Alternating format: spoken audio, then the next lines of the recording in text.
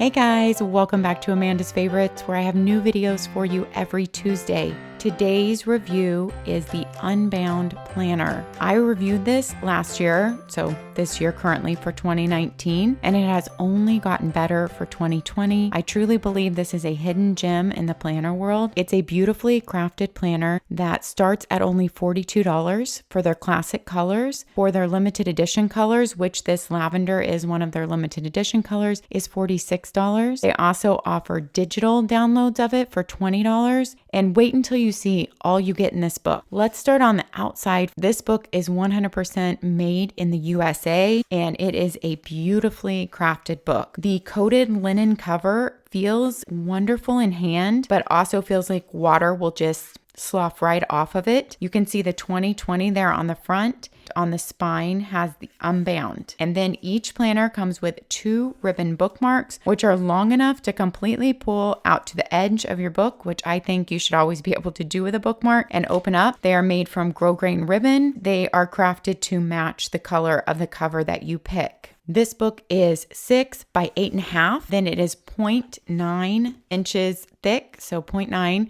and it weighs 1.2 pounds. It's very lightweight and portable. I mean, it's lighter weight than a lot of novels are. It has 304 pages. It has bright white, thick 100 GSM paper. We can just jump right to the pen test since I'm on to talking about the paper. Let's cover this pen test and then we'll go back and start at the beginning of the book so you can see the order and the flow of this beautiful planner. Here's my pen test with all my normal pens, with a fountain pen, with mild liner highlighters, Sharpie pens, the very porous pens like Papermate Flare and ERIN CONDREN dual tipped. It is a bright white. It feels very nice in hand. There is not a lot of tooth to it, but it is not anywhere near a slick paper. It's just a smooth, nice feel. And you'll see on the back of this page, which is even more pronounced because there's not a lot of printing on the back of this page, there is absolutely no bleed through. There is very little, if any, ghosting, and even with the fountain pen on there.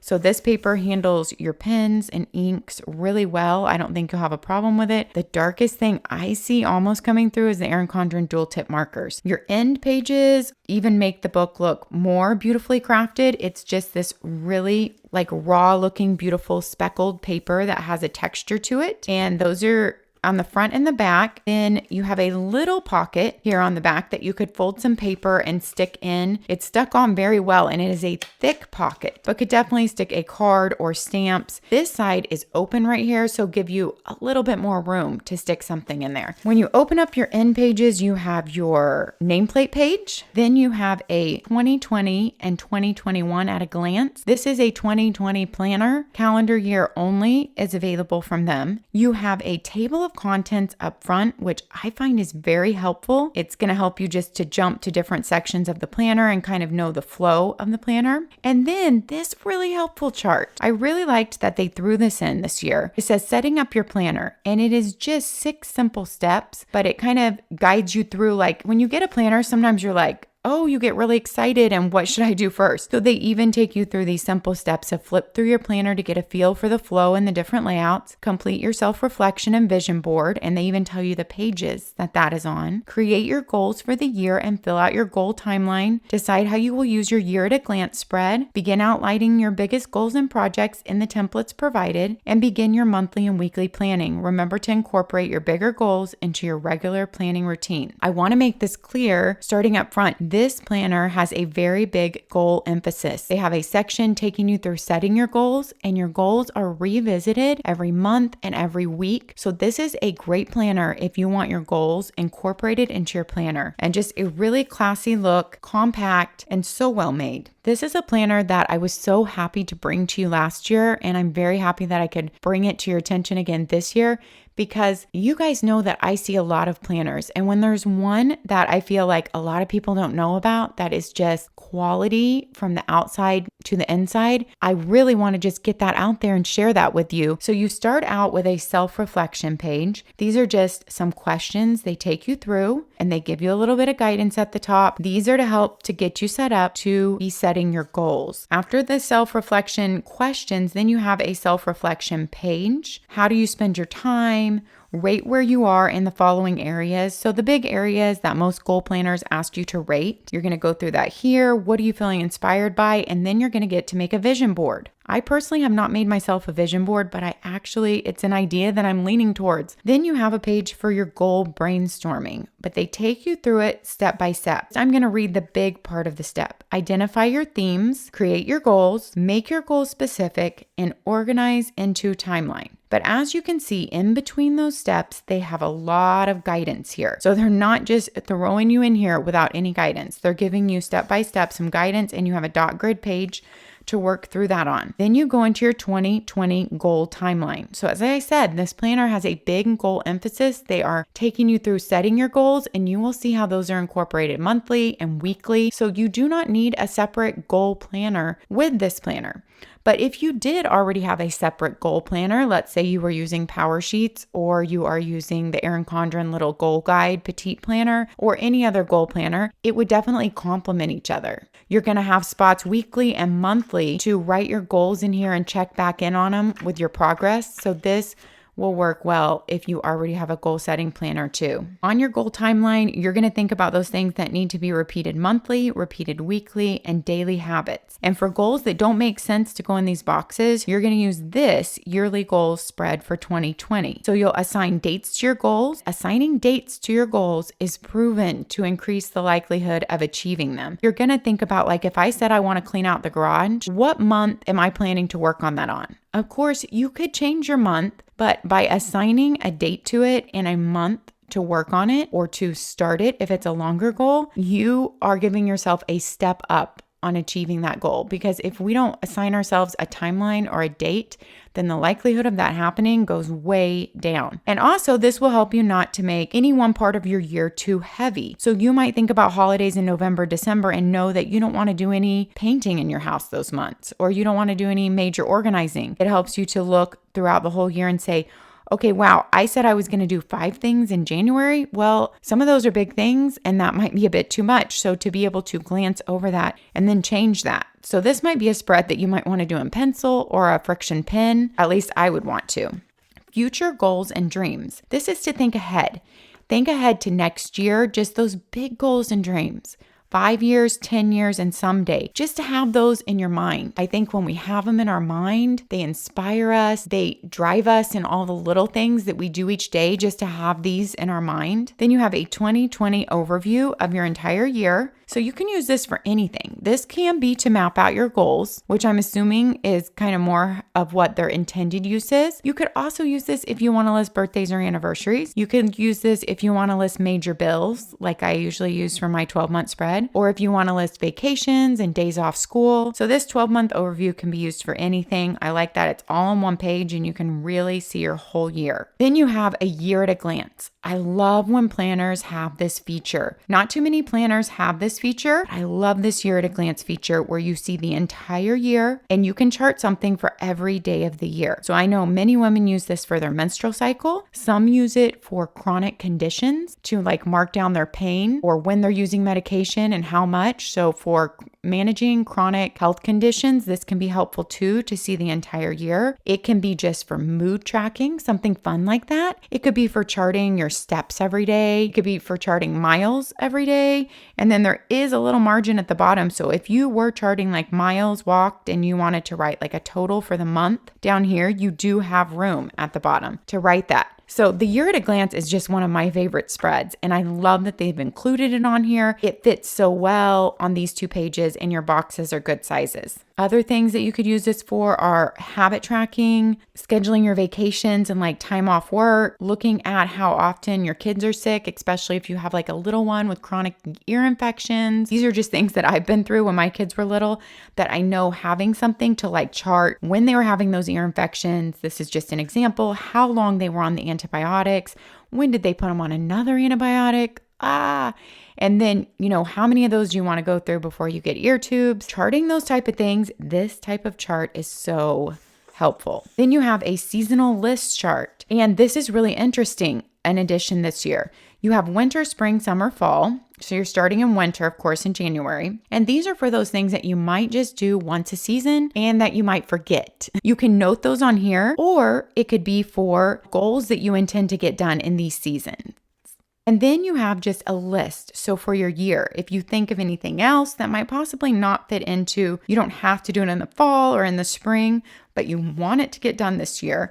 You also have a title for each list up here. Then you get some project planning pages, which these can be used for your bigger goals or just projects for the year. And you can integrate any other smaller subtasks that you want on here and then put those into your monthly and weekly planning. Now, they don't just have this project page. You have 12 project plan pages total, but they rotate through different layouts. So this is your first project plan layout. You have a number of boxes, 4 bigger boxes, then 6 smaller rectangular boxes. You have a title for your project, a start date, and a finish date. These are your first project plan pages. You have 4 of those. Then you have this layout for another type of project plan page, title, start, and finish date, key milestones, complete by, so those little action steps in a project. It's just a different layout. And one of these layouts might work better with one type of project or goal, or with your certain brain type or personality. It's kind of nice to have choices. Then you have notes or steps in that project or goal. You have 4 of those, and all the rest of the page is dot grid. Then your last project page is actually called a goal breakdown page.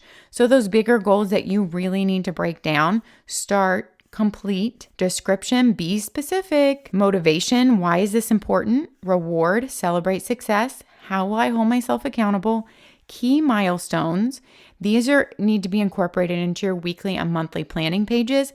And I like the way that they give you these hints in a lighter gray color, but they give you all this guidance in here. And completed by, then things to do, all your steps on dot grid, evaluation, what did you learn and how did you grow? So you have 4 of those goal breakdown pages. So 12 goal or project breakdown pages total. This planner really helps you to create and focus on goals that matter to you, but it also has room to track everything in like one place, one little book. It really urges you to build healthy habits. They have sections for gratitude, self-reflection, self-care. This planner really is putting it all in this one little book. Here is what your monthly layout looks like. It is a Sunday start. Your previous months are not numbered days here. It's just they're grayed out. Of course, you could write in the number if you're someone who likes to look ahead and pre-plan like that. Your holidays are in a very light gray at the top of your rectangle, and these boxes are much more rectangular than square. So you do have room to list many activities or appointments, but you will have to write a shorter length of activities since it's not like a longer box. And then in their lighter gray, over here, they have a monthly reflection. This is where you are checking in for the month you're looking forward to, craving, feeling inspired by, biggest challenges to overcome,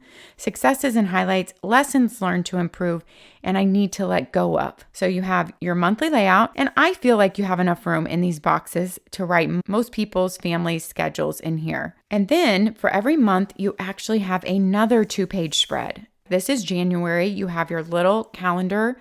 Look at the full month of January. You have 3 priorities for the month. So your top 3 priorities for January. Then you have monthly goals and tasks. And here they remind you in that light gray ink, they give you 2 monthly tasks to start with. Review your yearly goals and add repeating monthly goals. They will not let your monthly planning pass by without having you review your yearly goals and add repeating monthly goals. So as I stated, this is a very goal-oriented planner, and I actually think that's really helpful to have on there. It's just a nice little prompting for me, and I feel like there are plenty of other task lines in here that taking up 2 lines for that reminder is not gonna take too many of my lines up. Gifts and occasions for the month, ideas this month too.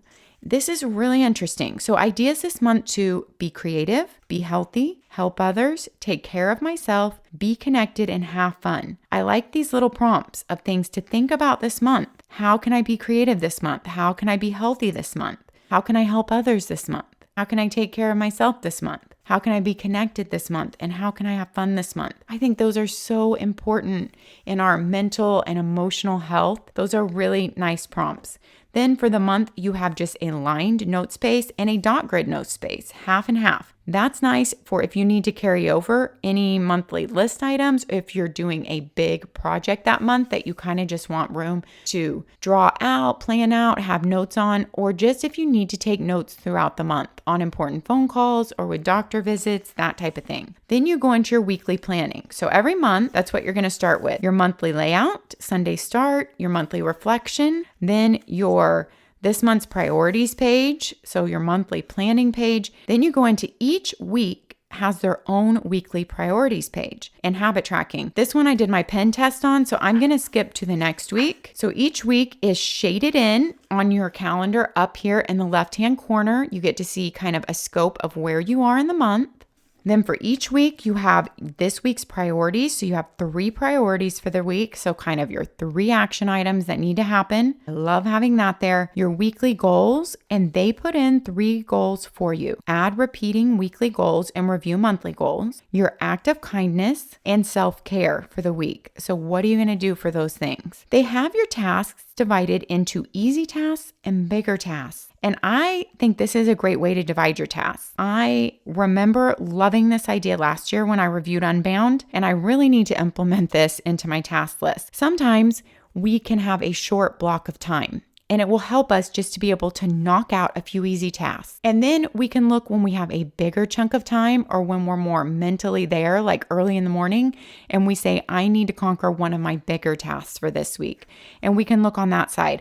I just love that division. Then you have daily habits. So there's a weekly habit tracker with 7 lines. You can track up to 7 habits. They have already written in morning routine here. I'm not sure how I feel about that because I don't really need to track my morning routine. I have other things, but they do have that semicolon, like you write out your own morning routine. What do you want to track from the morning? So I could just write in scripture study because that's one thing I would track from my morning routine. Then you just get to have that satisfaction of all those little circles being colored in or checked off at the end of the week. Then you have a weekly reflection and notes page.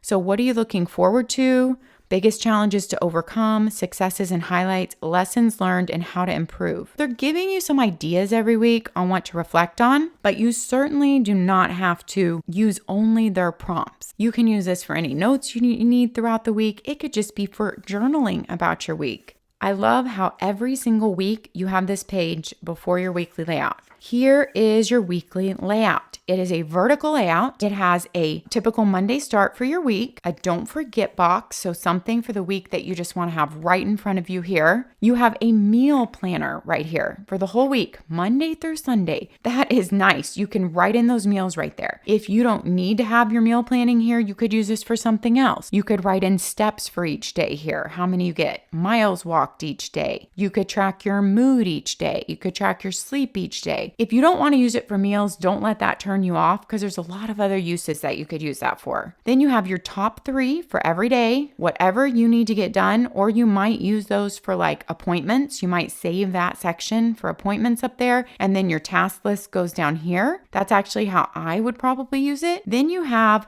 8 little water droplets. You have a heart, and you have a Band-Aid for self-care. So for you to check off, did you work out or exercise that day? Did you move your body? Did you drink your water? And you can check off, did you do anything for self-care? I like those tiny reminders. They're tiny. They don't take up a lot of room. So if you don't want to use them, I don't think it's anything huge or blaring and it doesn't take up a lot of room in your planner. Then at the bottom, you have a gratitude box. I love that this is added into every day. It's just really small for you to write just one small gratitude. You could fill it in the morning if you're more a morning gratitude person, or save it for the evening. I also feel like it's just written small if you did not want to use it for gratitude. If you wanted to use it for something else, one happy memory from the day. If you wanted to use it to track your mood. If you're tracking something else and you want to use that box for it, it's completely fine. It's open to be used any other way. Unbound's layout is enough guided, I feel like, to help you, like people who don't want to draw out their whole own bullet journal or something like that. It's a guided system, but there's lots of free space in it so that you can customize it to your life, your needs, your personality. And I really like that about Unbound. I also want to mention, I've forgotten before the end of the video, for those that don't stick around that long, I have a special 10% off, but only through this Sunday, November 24th. So if you are going to purchase Unbound for 2020, think about doing it before this Sunday with my 10% off. That link will be down in my description box. Also, I want you to notice how they have a great lay flat binding. You will see here we're in the very beginning of the Unbound book, and yet it is laying very flat for me. I would have no problems writing in this at all. It has a really hard cover, which to me is important, so that as I'm writing on this side, it is completely supported even when most of the book is still left on this side. So that hard cover makes a big difference in writing in the beginning of your book. On every week, you also have a quote, so just a little motivational quote.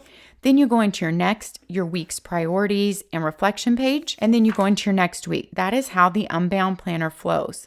So they pull in your goals every week, they pull in your goals to your monthly pages, and they make sure that you are checking in on those things that matter to you the most. One other thing I wanted to mention about this weekly layout is that Saturday and Sunday are shaded a really light gray, and that just helps your eyes. It helps you to see your work week, and then it helps you to see your weekend. It's a nice separation. Visually, those type of things help me to just see my week like that. At the back, you have an end of the year reflection. So they're going to take you through like, what are your favorite memories from the year? What were your biggest achievements from the year? And then rate where you think you are in each one of those following areas again. You'll be able to compare this at the end of your year with how you rated yourself in those areas at the beginning of the year. Those areas are physical health, mental health, family, friends, career, finances, and passions. And then they have left you 2 blank lines. I did not point this out with the other chart. They left you 2 blank lines for you to be able to fill in any other areas that you want to stay on top of. So if you want to stay on top of your spiritual areas, then you would write spiritual there. If you want to stay on top of something else that's not listed here, you can write that in. What goals did you not achieve? What especially challenged you this year? How did it help you grow? What were your biggest lessons? Looking back on the year, what do you feel most grateful for? What are your key takeaways for the upcoming year?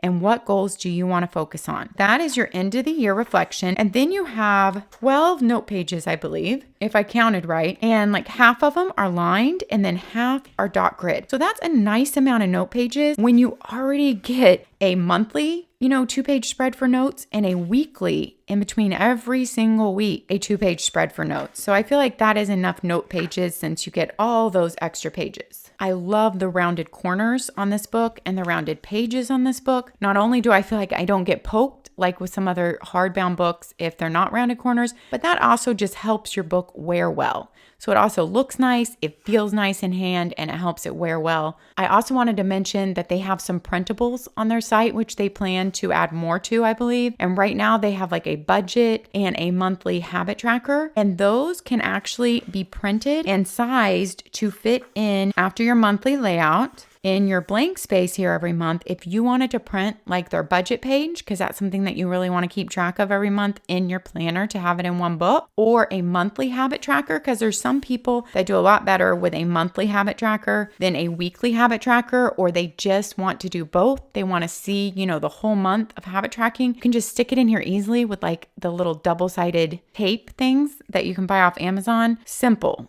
to do. So those are some great resources that they have. As you can tell, I love the Unbound planner. It truly is one of those gems in the planner world, and I don't say that about every planner. It's just not very well known, but I feel like it should be because it is amazing. Thanks for watching, guys. Happy planning, and we'll see you next time. Bye-bye.